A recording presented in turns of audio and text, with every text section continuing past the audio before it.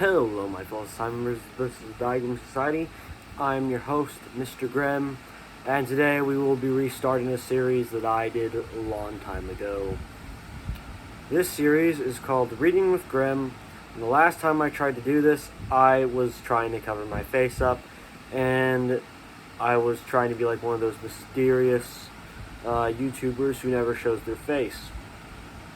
And basically, the reason why the series never got continued is because, well, I completely covered my face up with a mask, and it was very hard for me to breathe, and it got to the point where I could barely breathe through it, and I couldn't really see that well, and I also got very bored.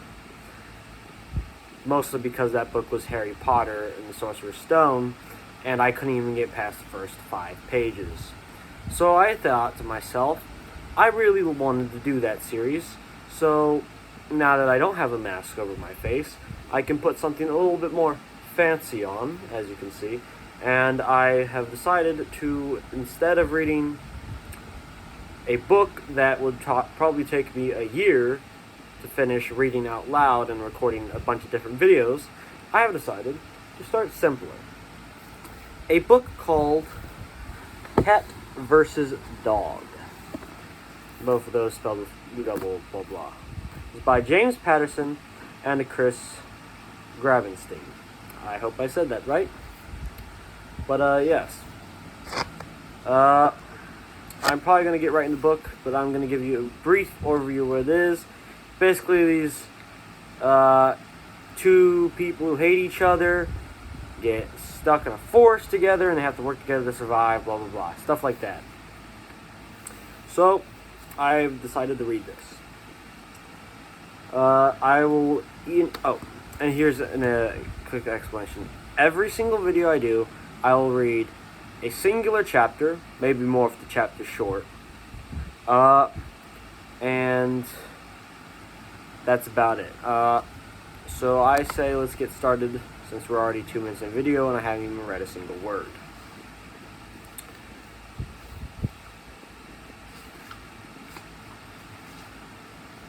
Chapter 1. There's no names of the chapters, by the way. It's just Chapter 1, Chapter 2, Chapter 2, like that. So, yeah. Chapter 1. Oscar hung his head out of the window of his father's pickup truck, his tongue flapping in the breeze. It was his favorite thing. Oscar watched the wind sling the wind. I'm sorry, recently my words have started being shitty. Oscar watched the wind sling his stringy slobber sideways. It was his favorite thing.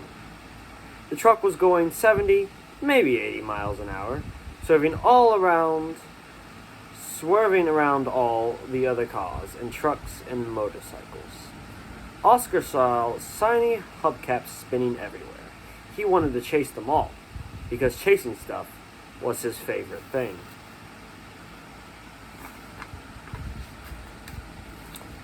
Oscar knew that this family vacation to the Western Frontier Park was going to be awesome, because the trip to the park already was.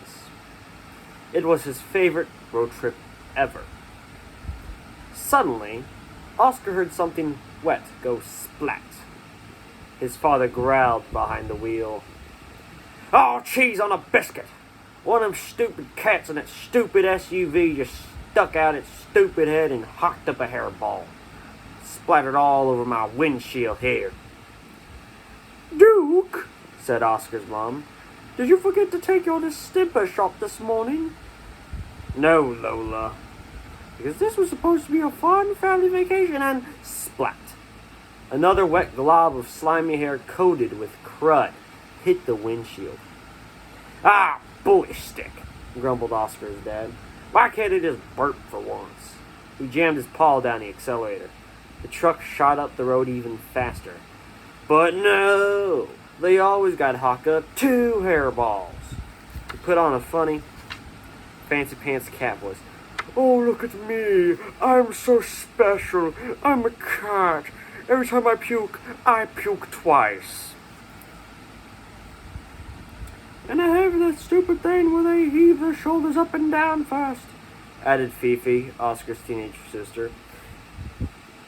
I've decided I don't want to do voices anymore, except for Oscar's dad, because he's the only voice I actually enjoy doing.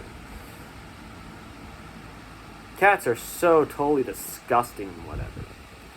So let's give them something to really puke about, growled Dad. He pressed his paw down harder on the accelerator. The rambling truck roared and rattled and raced up the road. Duke, yelped Oscar's mom, holding on to an overhead handle for dear life. You're scaring me. Then sit on a wee pad, Lola, because dogs gotta do what dogs gotta do. I'm chasing that cat. Oscar gave a hearty howl. Oscar gave that a hearty howl.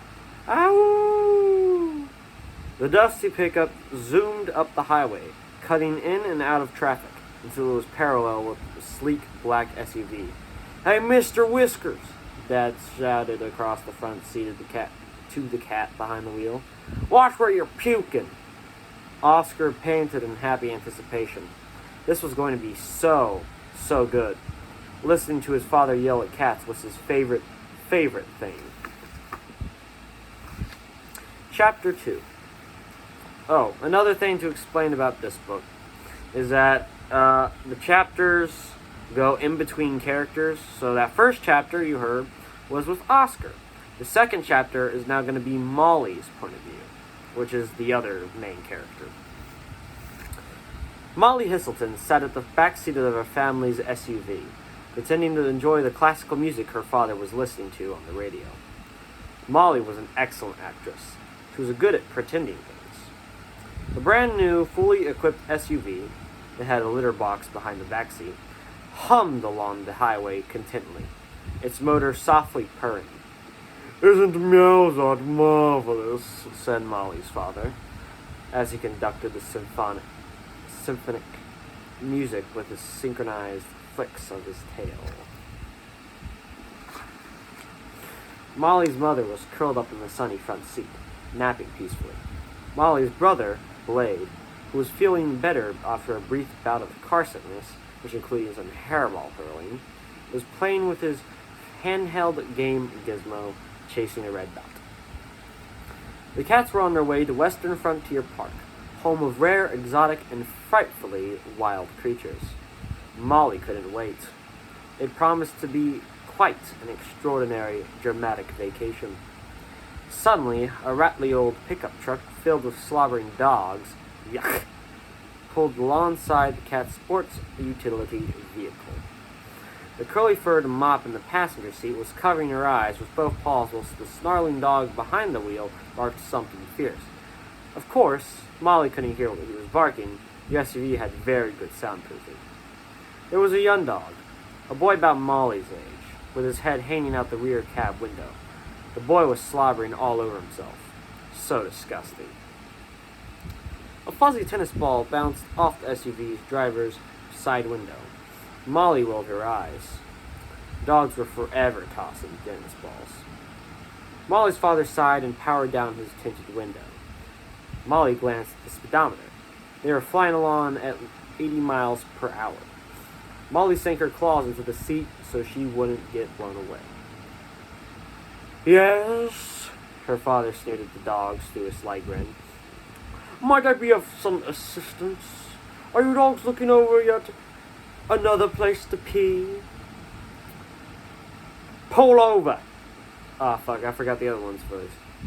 Anyways, barked the dog behind the wheel. Oh my, said Molly's father in a snarky way that always made her giggle. Listen to the dog using his words. Both of them. I know more than two, shouted the dog. Oh, really? Then speak, sir. Speak. I'm all ears. No, wait. That's your son. Except Ray's all ton, of course. Oh, really? Oh, wait, no. You want some of this? Shouted the driver's dog, shaking a balled-up paw at Molly's father. Some of what? He replied. Your dog breath? Kindly chew a milk bone before your next public appearance? Ah, public speaking engagement, sir. Your beef jerky breath is stinking up the highway. I'm gonna stink you up, Katt. Is everything okay, Boomer, darling? Asked Molly's mom as she stretched and yawned in the passenger seat. Yes, Fluffy dear. Go back to sleep. Just attempting to teach this old dog a new trick. Good luck with that. She recurled her body and fell fast asleep. Are we there yet? Asked Blade, looking up momentarily from his video game. No, said Molly. Father's dealing with a dog. I hate dogs, said Blade. Yes, Blade, said Molly. We're cats. Hating dogs is what we do. Always have, always will. Molly's father hissed at the dogs, showing his sharp teeth. The dogs barked ferociously. The cats meowed merrily. Then Molly's father pushed the gas pedal to the floor, shot up the road like a rocket, and left the dogmobile behind in a cloud of dust and fumes. Dogs, chuckled Molly's father. The more they bark, the less I care. Father? Said Molly, looking out the rear window. Yes, Dumpling? The dogs? They're gaining on us. So, yeah, anyways. Basically, at the beginning of this, I said, oh, I'm only going to do one chapter, an episode. And when I got through the first chapter, I looked up, and it was like 6 minutes. And we need a little bit more of that. So I'm probably going to read until the 20-minute mark. Also, the reason I stopped was because, well, one, to take that drink of some nice, refreshing Mountain Dew, and two, I would show the picture. I will show the picture. It's a map of like all this stuff, but it's really just takes up 2 pages, so I might as well show it. You might not be able to see it that well because there isn't exactly light coming from the direction that you guys position. The only light source right now that's on the air is right there. So I'm just gonna put this up here, and you should be able to see it. If you want, pause it, look at all the things. Yeah. So now we're going to go on to the next chapter, I think. Chapter 3. This one is in Oscar's point of view. The 2 vehicles screeched through the front gates of the Western Frontier Park in a cloud of smoke and a shower of sparks at exactly the same second. Oscar's dad bounded out of the pickup truck, wagging his tail. Woohoo! In your face, Katt! We beat you! Woof-a-diddy-doo-da. Oh, wait, no. Woof-iddy-doo-da, yelped Oscar. My dad's the best. Oh, yes, he is. Yes, he is. The cat driver slowly slinked out of the SUV, daintily licking his right paw as if he didn't have a care in the whole wide world. In what alternative universe does losing equal winning, flea brain? He asked. Who are you calling flea brain, hairball? If the stupid fits, wear it.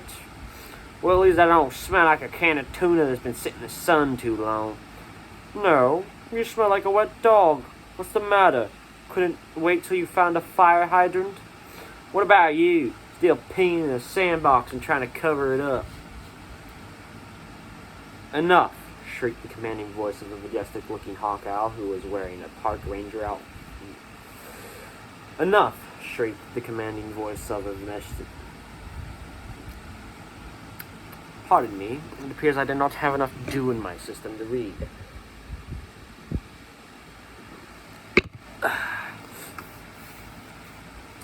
Enough, shrieked the commanding voice of a majestic-looking hawk owl who was wearing a park ranger uniform and riding a horse with antlers. Wow, said Oscar. He's part off. I see 8